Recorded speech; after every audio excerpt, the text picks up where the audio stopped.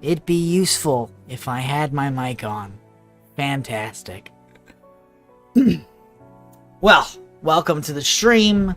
Today we are going to be doing a little bit of Storm King's Thunder prep.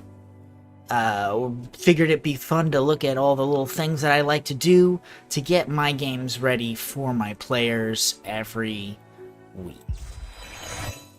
I like to use OneNote.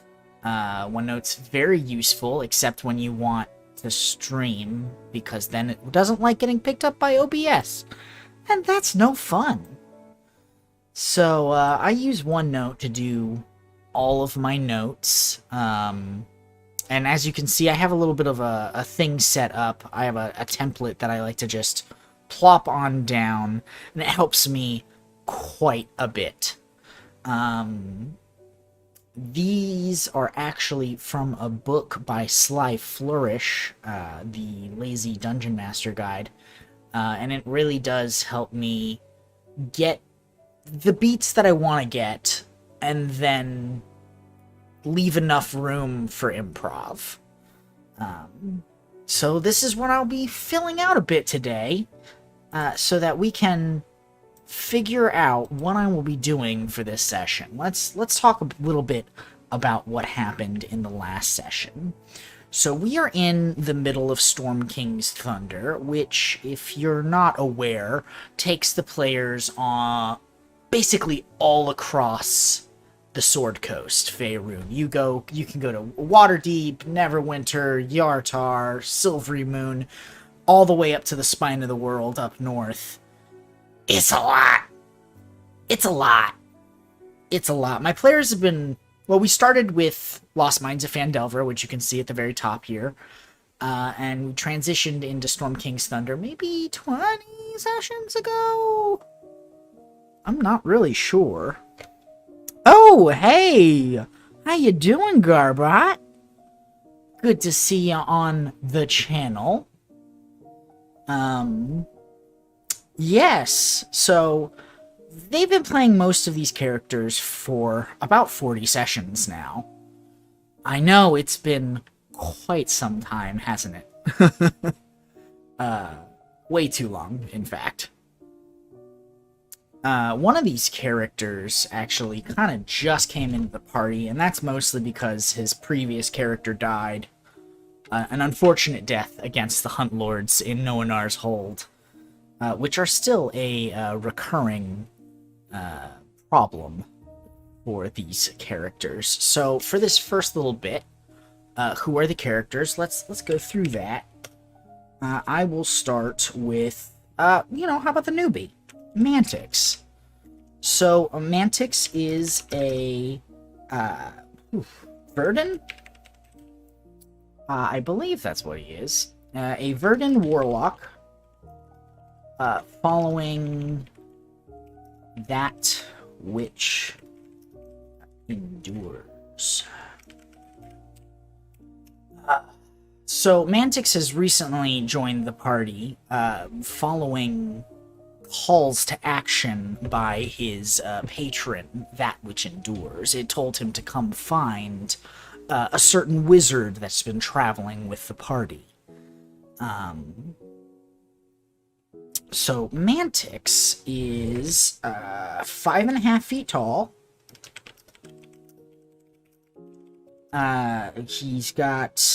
He's like a smooth green elf goblin. That's the best way to describe Mantix. Elf goblin. Let me see here. And I don't want to speak too loud. My girlfriend, who is also in the party, is in the other room, sleeping, reading fanfiction, something like that.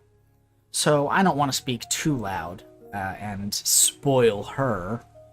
But let's just say Mantix has...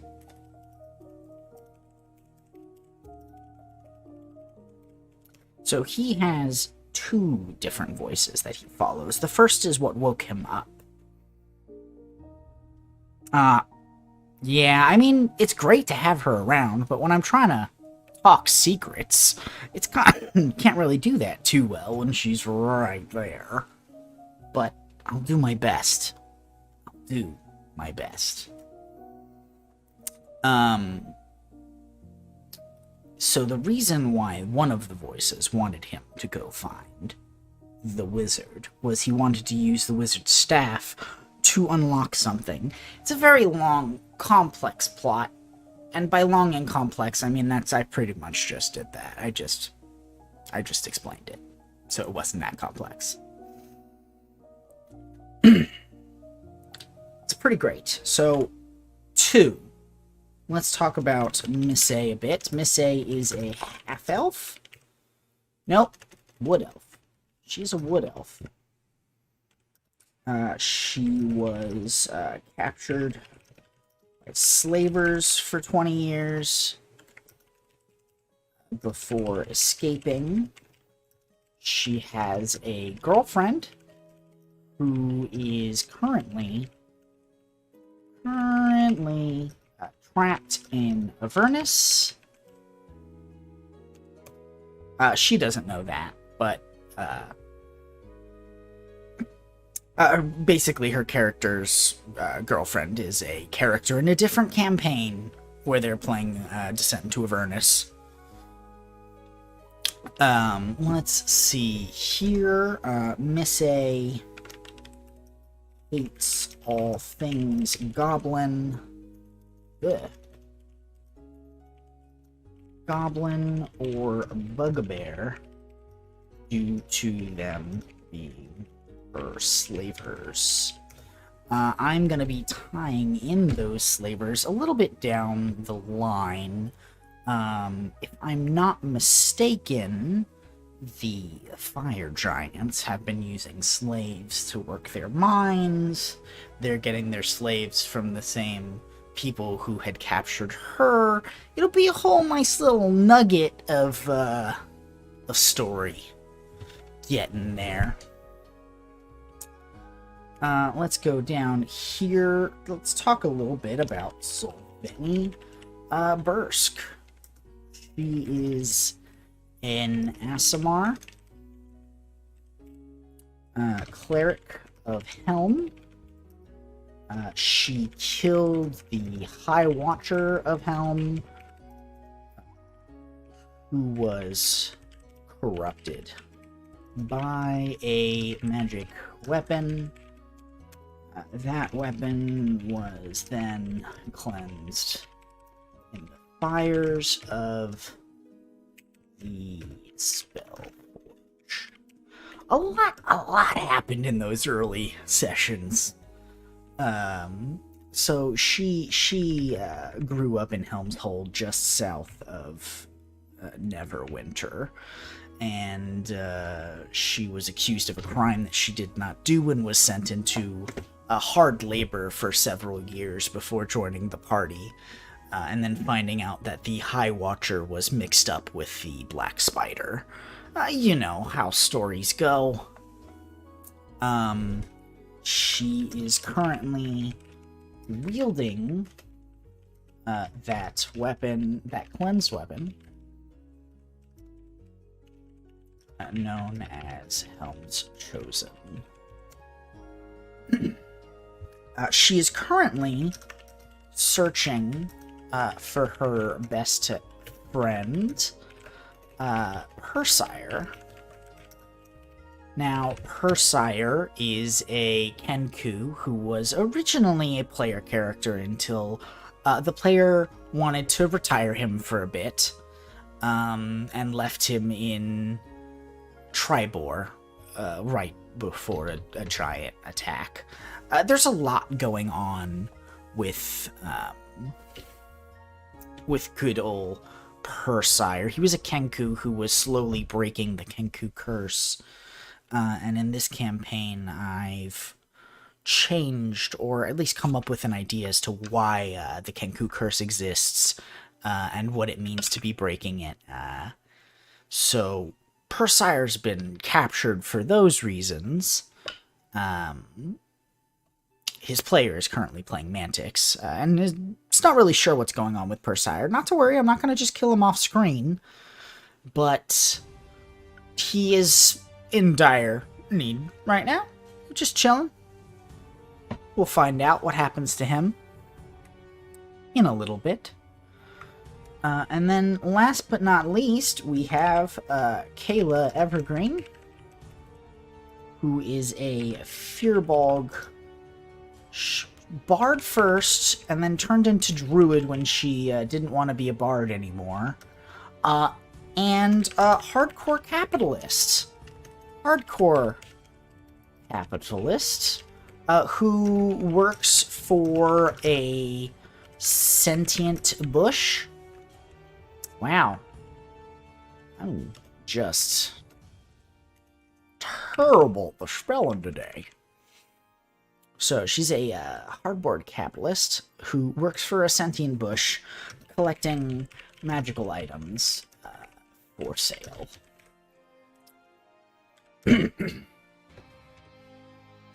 Yes, Garbot, a capitalist druid.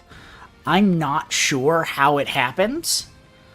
It was a slow transition for sure, but it happened. It definitely happened.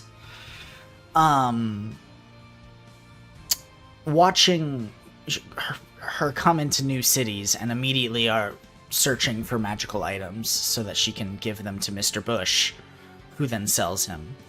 Mr. Bush has the most ridiculous voice I could have ever come up with, and I created him for a one-shot to introduce my girlfriend to D&D.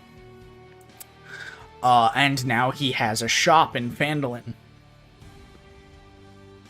That's how those things go.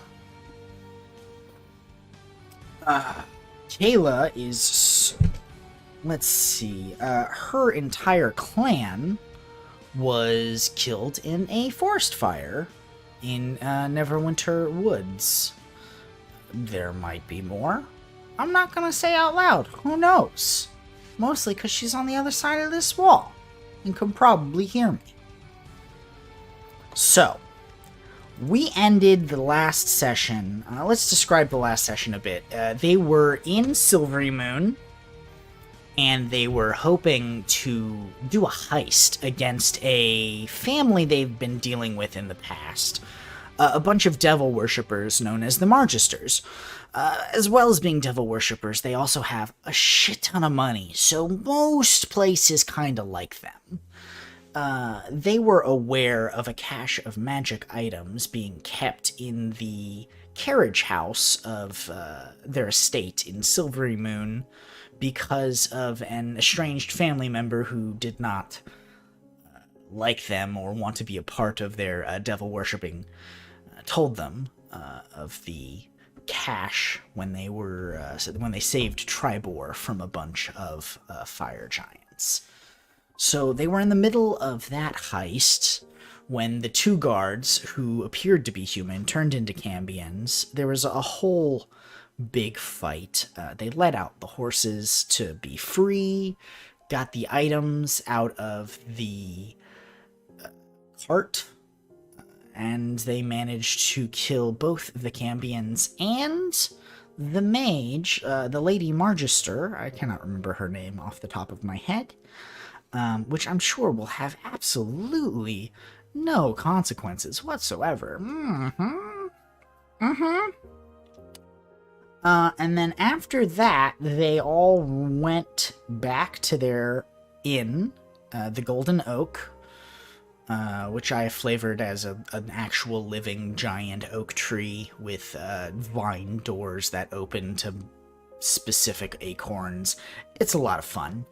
And they all decided to stay in one room tonight, just in case. And Mantix, the warlock, set up a alarm spell across the door and the windows, and went to sleep. And everybody went to sleep. And at the end, 3 hours into their rest, right before Miss A would wake up from her trance, the alarm spell goes off because of a drow breaking into their room. And that is actually, that's where we ended that session, with Mantix waking up and then taking a shot of a crossbow from this drow. And the room is filled with magical darkness, but as a warlock with Devil's Sight, he can see in it, so that's pretty great. So the strong start is literally just going to be the fight with the drow. Now, this drow in particular is, what is his name? This is Drak. Jorlerin? I need to get better at pronouncing this guy's name. House Jorlerin, which in my campaign, he is the same house that Nesnar, the Black Spider from Lost Mines of Phandelver, is in. I connected Lost Mines of Phandelver with Storm King's Thunder by making the Spellforge at the end of that adventure the Heart of the Vonindod, which is a Death Titan being built by the Fire Giants, which tied that in. So these guys, this house, House Jorlin, is a drow house who used to be big shots in Gauntlgrim, and they want to get Gauntlgrim back, so they're going to use the help of the Fire Giants, and the Fire Giants, well, they want help from them. So these drow are here because they've actually been stalking the Margister house as well. These drow were looking for one of the magical items that were stashed in the cart. Specifically, the iron flask. The plan for the Fire Giants is to use the iron flask to capture Megara, the Dawn Titan, who is a primordial flame inside Gauntlgrim and powers the forge there. They want to steal that with the iron flask and bring it back to, I believe their base is called Iron Slag. I need to look that up again. And they want to use Megara to power their forge to get it hot enough to melt adamantine, which is what the Death Titan is made of. So that's why he is here. He is here to steal iron flask. That is his main. He will try to get that flask at any cost, and then the second he has it, he will run. He's not looking for a fight. Which, of course, might mean that this will lead into chase. And chase rules are always fun. So let's look up D&D Beyond. I think chase complication table is... Yeah, that's what I'm talking about. So, let's see here. Chases. It's always good to know what the chase rules are, because they're kind of weird last time I looked over these rules. So, let me just make sure I'm looking at the right thing here. I am. Let's see. Everyone got to roll initiative. That makes sense. In combat, they can take one action and move. The chase ends when one side drops out, the quarry escapes. When a chase begins, determine the starting distance, track the distance between them, and designate the pursuer to the quarry as the lead. The lead pursuer might change from round to round. So they're strongly motivated to use the dash action every round. Pursuers who stop to cast spells make attack run the risk of losing their quarry. A quarry that does so is likely to be caught. During the chase, a participant can freely use the dash action a number of times equal to 3 plus its con modifier. Alright. See you later, Garbot. Sleep well and enjoy the night. So, with these rules, let's see if we can come up with some fun chase. So, let's look up some complications. dragons. Each participant in the chase rolls a d20 at the end of their turn, and then we will see what happens on that d20. Oh, okay, so I shouldn't... It would be an urban chase because they're in Silvery Moon. Okay, so... That's good. It's good to know where these things can be. And then because this is one note, I can always just throw a link in here. For the chase rules. Oh. Okay. I guess I'll do this then. Look, I did it. Perfect. So, with that strong start out of the way, let's see what scenes might occur. Well, for one, they were planning on leaving Silvery Moon once they were done with the heist. That might change with the attack of the Drow. Let's turn it down just a little bit. There we go. And so what I'm going to do here is they're a little over-leveled for what they kind of were looking for in the module's original thing, but I have a module called the Flying Misfortune, and I think I'm going to kind of slide that into this session. So as they're leaving Silvery Moon, they will run into a caravan who is hunting a dragon. They will ask if the party has seen a bronze. Let me make sure. Seen a bronze dragon, and asks if they are willing to join them in the hunt.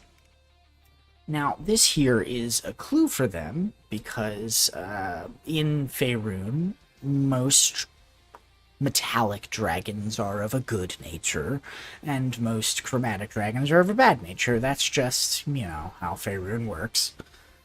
So already this should be tipping them off a bit that there's something odd about this caravan, because they're hunting a bronze dragon.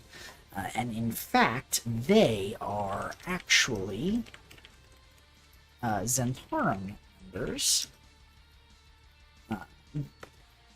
They are hunting a bronze dragon. They are actually hunting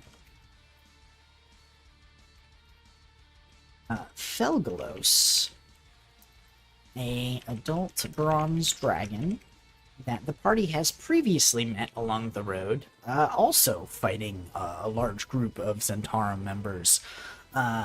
Felgalos has been flying around the northern region of the Sword Coast, just attacking random Zhentarim caravans along the way. And in fact, as they are asking if they join, Felgalos is going to actually swoop in and attack the caravan. Oh boy. Can't spell today.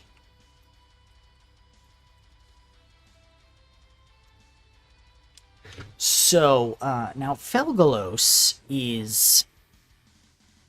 Well, I'm gonna play him as a stoner. He is a bronze dragon who smokes a lot of pipeweed, and his favorite pipeweed, given to him by the god Yondala, is missing, and probably stolen by two blue dragons that he wants to kind of enlist the party's help with getting his good dank shit from. So that is going to be one of the scenes that occurs, leaving Silvery Moon and being attacked by Felgalos. Now, Felgalos is going to give them this option. He's actually going to probably want to travel with them in his halfling form. And let's see here. They also want to visit an area of Faerun along the Evermoors called Nesme because they are looking for a special brand that they can use that will trap someone's soul in their body because they're fighting body jumping undead creatures called the Hunt Lords. I kind of buffed them from what they are in the actual adventure. In the adventure, they're just wights. And I've made it so that they, if you kill them, they'll just jump into a fresh corpse and they will hunt you down even further. So now they're trying to figure out a way to keep them from jumping corpses and finally put them down once and for all.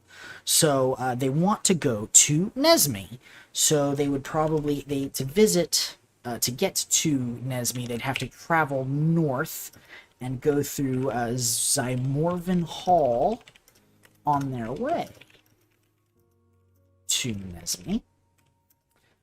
There are no guards in the hall because it's actually guarded by a bunch of animated armor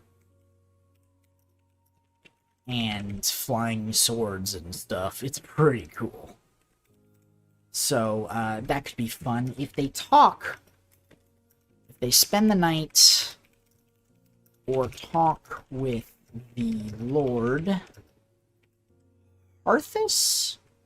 I could be misreading my notes. Harthus Zymorvan, most like. Let's see. They might learn he was an adventuring companion to Urgala Mortimer, which is an innkeeper that they became friends with in Tribor before the attack on the giants, before the attack on the city by the giants, unfortunately led to her death. So sad. They might get a quest from him to retrieve his giant slaying greatsword that was stolen by his son.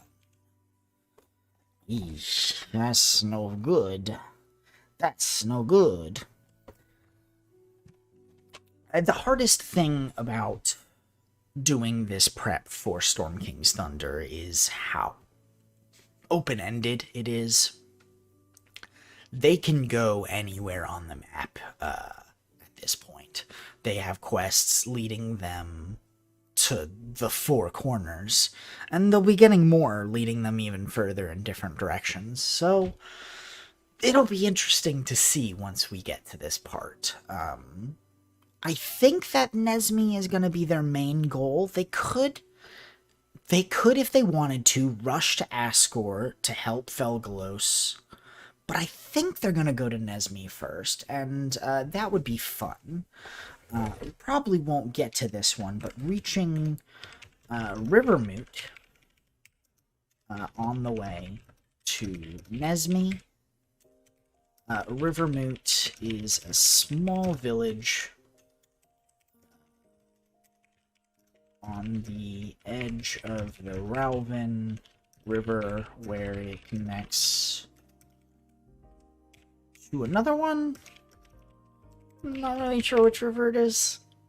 Sorry. Because it regularly floods, the houses are built on stilts. I also ran rolled for a random encounter to see, maybe something's gonna happen on the way there. And in fact, it does. When the party is arriving, the town is under attack by Uthgard barbarians. And in fact, let's see, what barbarians are they, depending... Let's look at sources. Storm King's Thunder. We are looking for the Uthgard barbarians. Now we are... Let's see, Northern Silver Marches and the Druerwood. Let's open up... Faerun. This is... I looked this up once, and it gave me an answer that made me so happy. I don't know if you've never seen this, but this map, it's so beautiful, and you can do distances between things, and it'll tell you how far it would be on walking. Oh, God, it's everything. So, what were we looking for? They were in the something wood, the Druerwood. It's the Silverwood. That's the Lurkwood. Coldwood. Druerwood. So they're here. So, let's see. We're looking for around the Evermoors. Okay. Icy foothills west of Mirabar. Let's see. Eastern. They're in the High Forest. No. Okay. Oh, that's more Noanar's Hold, which is like down here. Actually, no, it's hard. Yeah, right here. So, north of this, let's see. Werewolves. Oh, they could be this one. But they did just fight some werewolves a couple of sessions ago.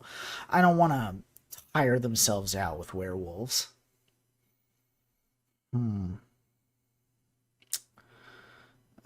Their territory is the Fell Pass, Frost Hills, Lurkwood, northern reaches of the Silver Marches. No. No, it doesn't look like that one. Whereas the Black Lines tend to avoid settlements in the Silver Marches, the Red Tigers attack them often. Perfect. So now that we know that it's a Red Tiger tribe, we can figure out what else. So, Red Tiger tribe. Barbarians carry no treasure. Ugh, that's lame. Let's see how many people are attacking this city right now. Why not? We can find out right now. 46 tribal warriors. So...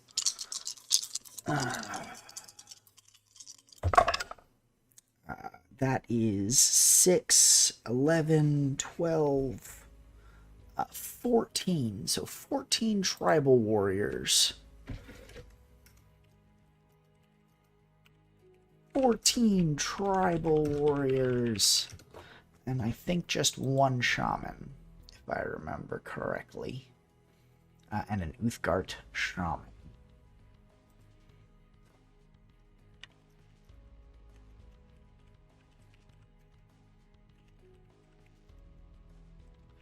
Now, if I was a betting man, I'd say we probably wouldn't reach this line right here, knowing my players. They like to talk, they like to discuss, but it is always nice to have something to look at. So, what secrets and clues might they uncover?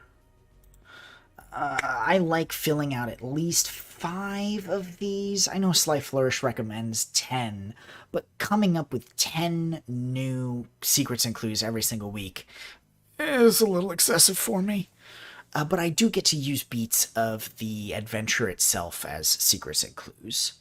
The number one thing they might learn this time is that the Zhentarim have split. One side, oh boy. One side is backing the fire giants. And very, very low chance of this. But if they ask the right questions, if they capture any of the Zhentarim, or roll really high on some investigation check, they might learn Talia Thornton. You know what? Let's just add. Let's make this another one.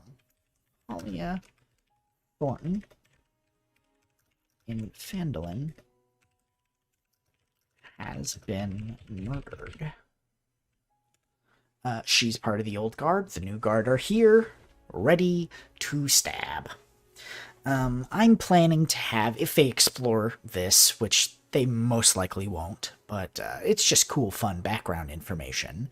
The split is because of one of the clones of Manshoon returning and wanting to take his rightful place as the leader of the Zentarum, and then there's the people who have moved on from him, so there's like a struggle. And his side is who are backing the fire giants to cause this chaos.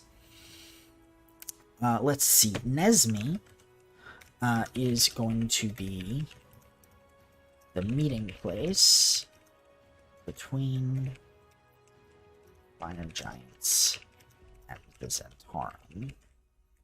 They could learn this through the Zentarum. They could learn this just by going to Nesmi and running into the convoy that meets there regularly. Let's see, what could they learn? Let's see. Oh, they could learn there are missing nobles in Silverymoon. That's if they look around and ask the right questions. They might not, so that's unfortunate. This is evidence of Atalia and Usith working in Silverymoon. Now, Atalia is a psychic warlock of whose patron is Slarkrathel, the Kraken that lives in the Sea of Swords? Swords of Seas? He lives here. He lives in this area. The Trackless Sea. There we go. There we go. And Usith is a Aboleth who, well, they did not have a good time fighting. They got very, very close to death and then ran. So, Usith is a little bit of a sore topic with them. But they moved from Yartar and are currently working Silverymoon. They might learn that House Jorlaren is planning a heist in Gontal Grim. I think that's how you spell it. I'm not really sure. Let's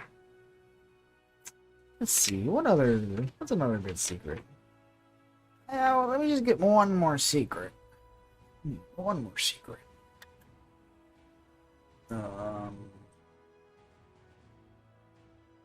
Wow, you know what?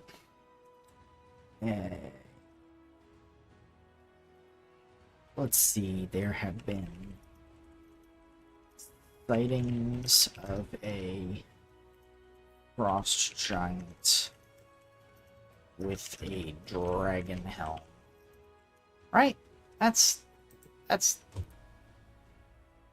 Let me see here. Let me just make sure. Where's my Harshnag? Let's describe him. Cotton plate armor, and wears the skull of a white dragon as a helm. Perfect.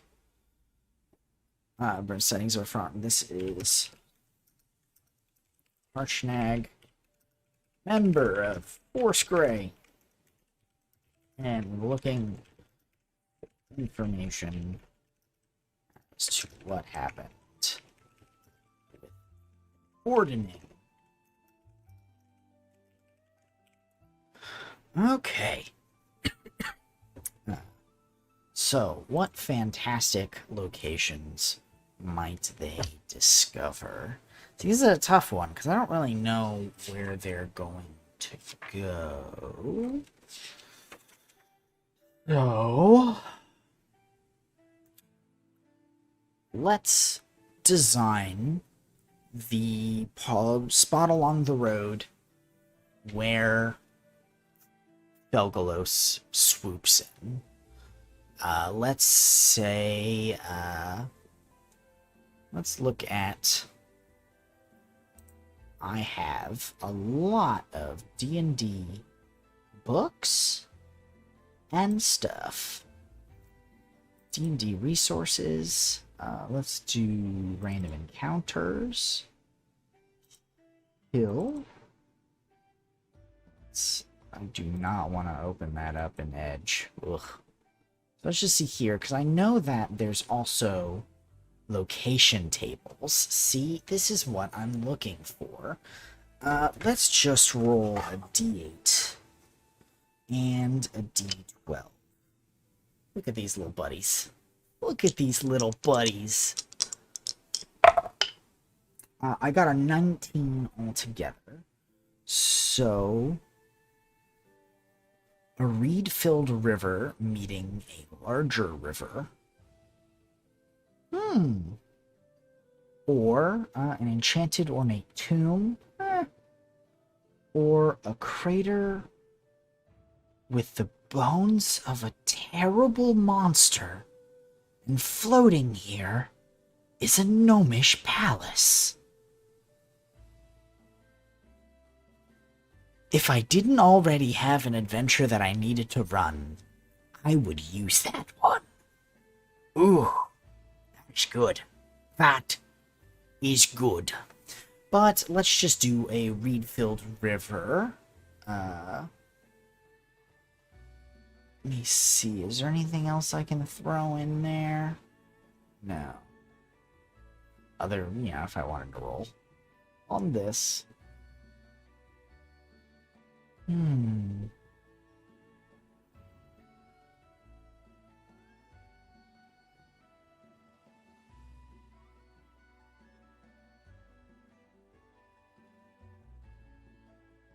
Sorry, I'm just looking over all these wonderful, wonderful locations if I want to use anything. Just because I roll it doesn't mean I couldn't use something else.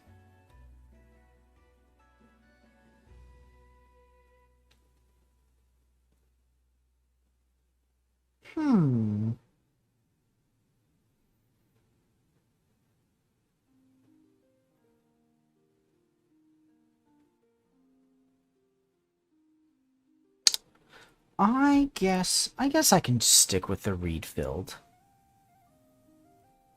Okay.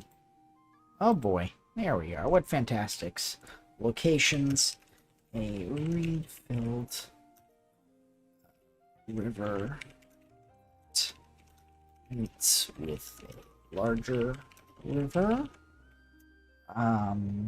What makes this a fantastic location?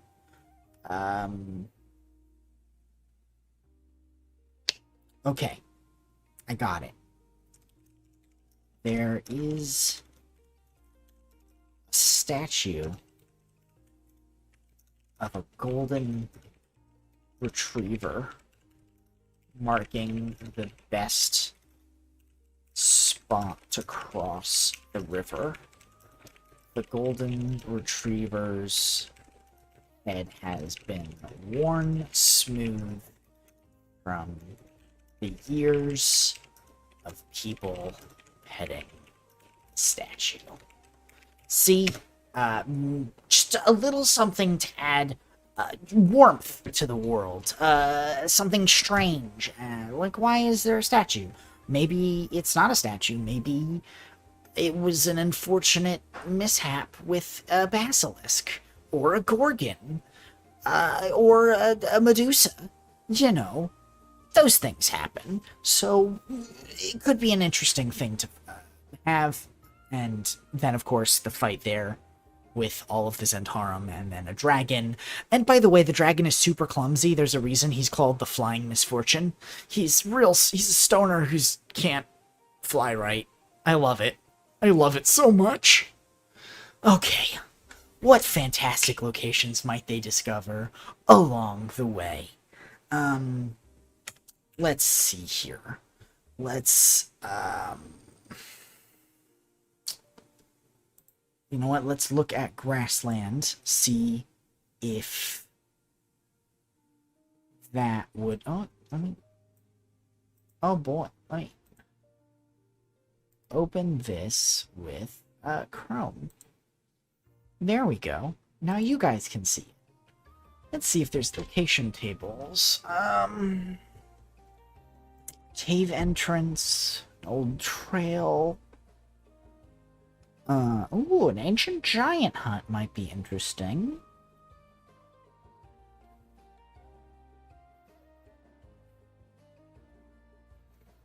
A sentient tomb.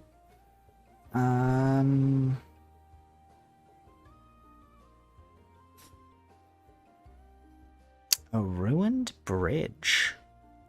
A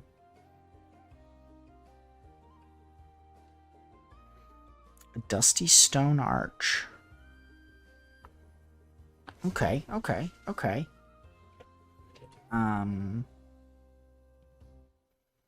Let's say, so they are gonna be traveling out of Silvery Moon. So be traveling from Silvery Moon to Zymorvan Hall, 60 miles, so about 2 days. Then they wanted to go to Rivermoot so that they could get to Nesme. So that's about a week's, 6 days worth of travel. So we've got the one encounter with the Uthgardt barbarians at Rivermoot. We've got the encounter at Zymorvan Hall, which could lead them back to Yartar.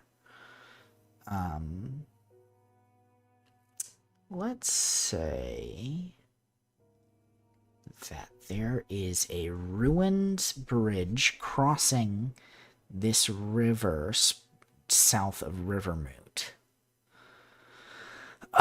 Yes, okay, so let's go back here. A ruined bridge crossing the river. Okay, locations of the north are... Let's go to Rivermoot. See, it's a lot of jumping back and forth and just coming up with stuff. It's where the Rauven and Cerbrin. Interesting. I believe that's the Rauven River, though. Right here. I wish it had river names. That'd be really nice, but it doesn't. Oh well. Let's just call that the Rauven. Crossing the river Rauven. What makes it a fantastic location? At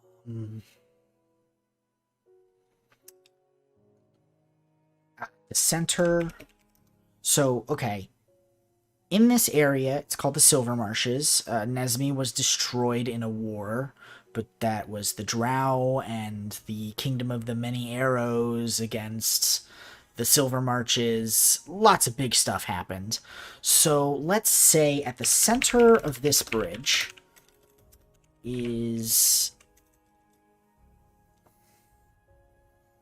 Oh yes, don't worry, Winry. This is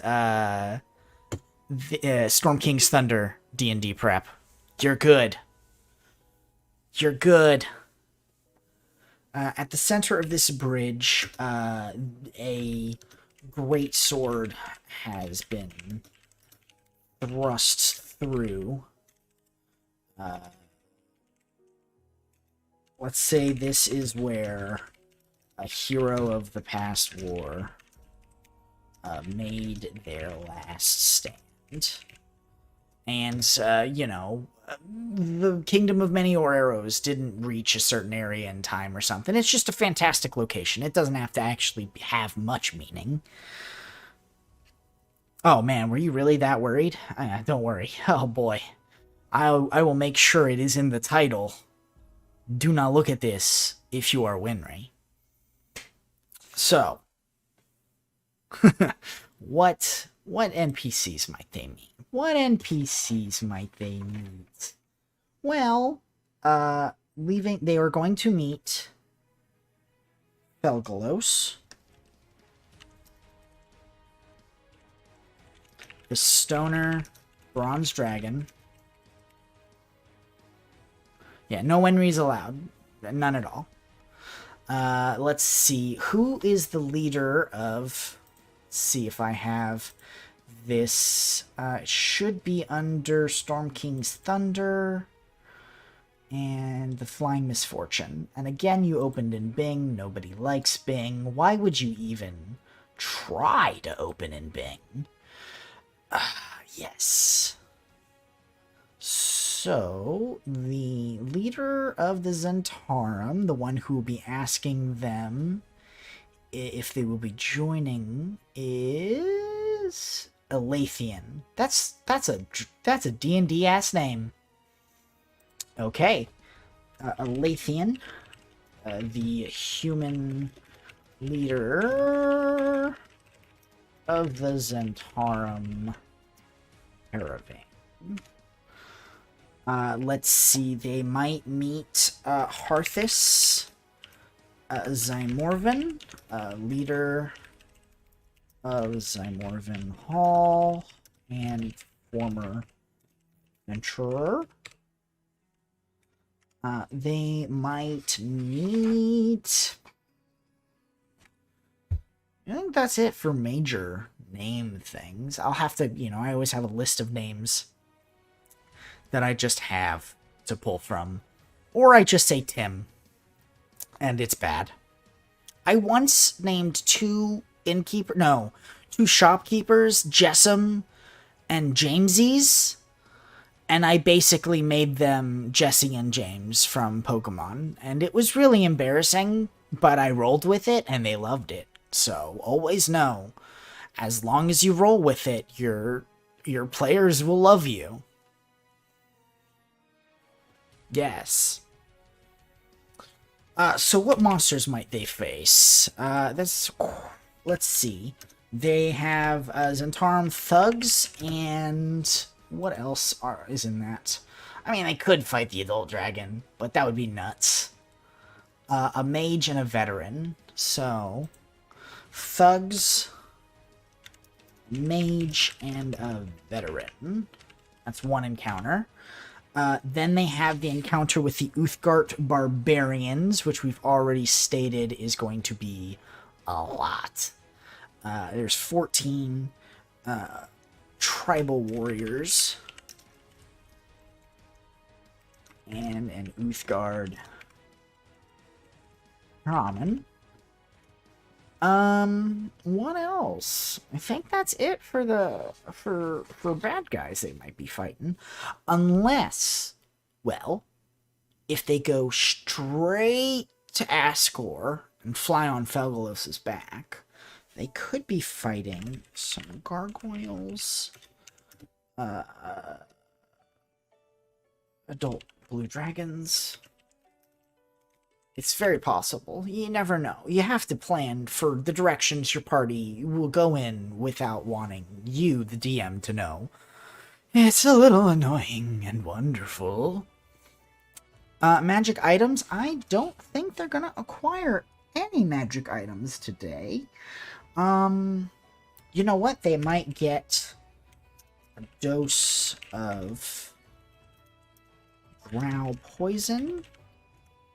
That they might get that off of Drac if they kill him at the very beginning. Well,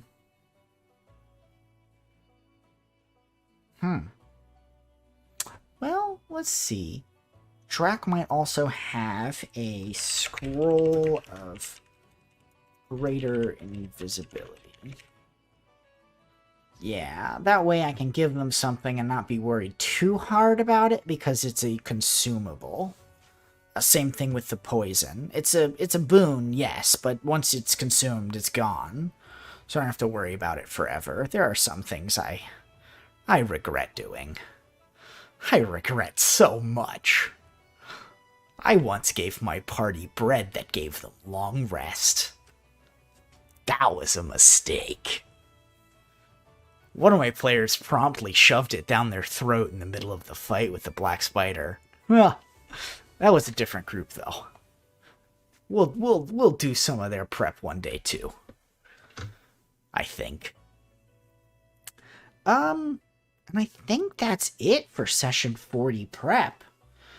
So as you can see, it's not a ton going on here, but it's enough for me to draw from, and also, you know, I like to use a bunch of different